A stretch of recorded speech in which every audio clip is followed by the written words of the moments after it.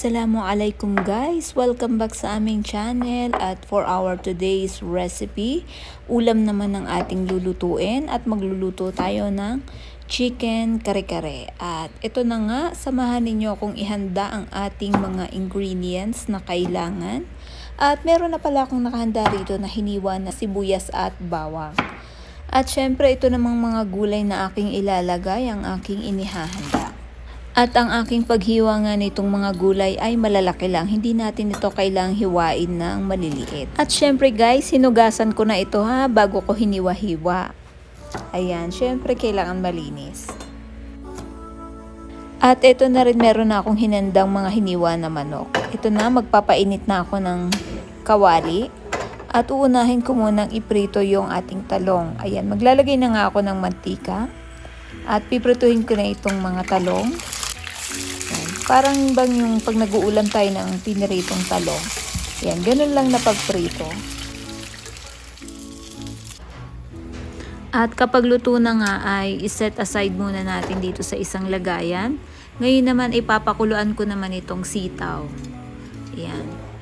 At kapag kaluto na rin, yung hindi naman laga i-separate ulit natin dito sa isang lagayan. Sumunod ay pakuluin lang din natin saglit itong pechay.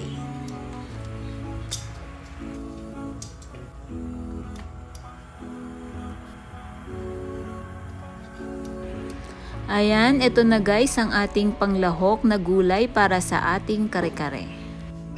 At ngayon, kumuha ulit ako ng bagong kawali at naglagay ng mantika. Syempre, antayin natin itong uminit at kapag mainit na ay mag-umpisa na tayong maggisa ng bawang at sibuyas.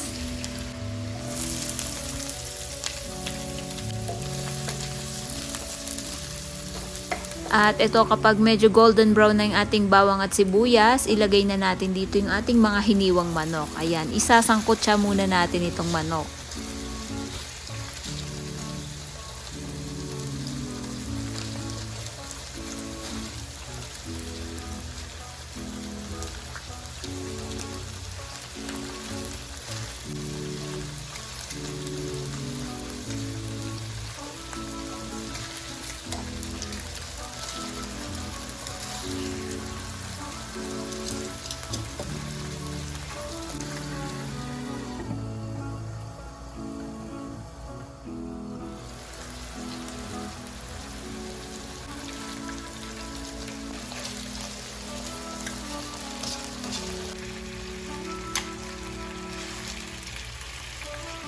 Ayan guys, kung nakikita nyo itong ating ginigisang manok ay medyo ma-brown-brown na. Ngayon na maglalagay naman ako ng isang malaking baso ng tubig. At magdadagdag pa ako dito guys ng isa pang baso dahil mahilig ako sa sabaw ng kare-kare. Pagkatapos ito, maglagay na ako ng chicken cube at hayaan ko lang itong kumulo ng 15 minutes. After 15 minutes nga guys, ngayon naman ay maglalagay na ako ng annatto powder. At nakalimutan ko na naman guys, mas maganda pala itong tunawin muna sa mainit na tubig bago natin ihalo dito. Ayan, minsan talaga makakalimutin na ako. At pagkatapos nito ay tatakpan ulit natin ito. Hayaan ulit natin itong kumulo ng another 15 minutes.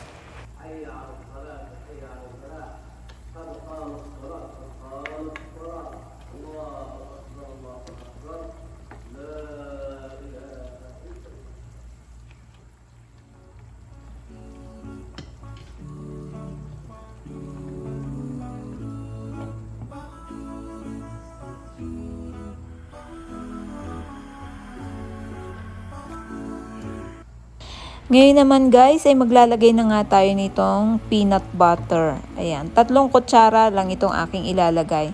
Itong peanut butter na ito rin yung pinapalaman namin sa tinapay. At kung nakikita nyo guys, yung peanut butter dito ay sticky. Pero mas masarap yung mga peanut butter dyan sa atin sa Pilipinas. Yung mga homemade, yung mga ma-oily-oily pa. Gusto kong matry magluto na ganun yung ilalagay kong peanut butter, inshallah.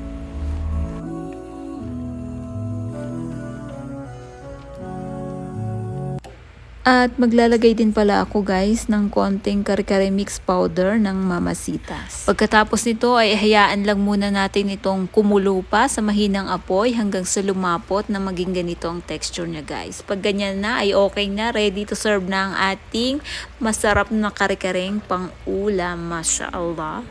At ito na guys, at ilalagay na natin dito ang ating mga gulay. Ayan, hindi ko siya hinahalo mismo sa kare-kare kasi parang mas gusto ko yung hinihiwalay yung gulay. Yun. Mas siya, mas prefer ko yung nakahiwalay talaga yung gulay kaysa hinahalo siya sa kare-kare mismo o sa baw ng kare-kare. Ilagay lang natin ito ng mga gulay sa gilid-gilid. Ayan, para magandang tignan. At syempre, hindi mawawala ang pampalasa ng ating kare-kare, ang bagoong alamang. At ayan na guys, excited na akong kumain. Samahan na ninyo akong magtanghalian. Ayan, mashallah.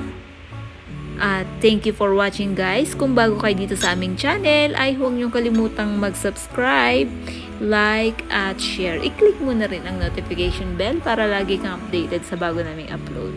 At yun lang guys, kakain na ako. At see you sa aming next vlog, inshallah. At maasalama, syukran.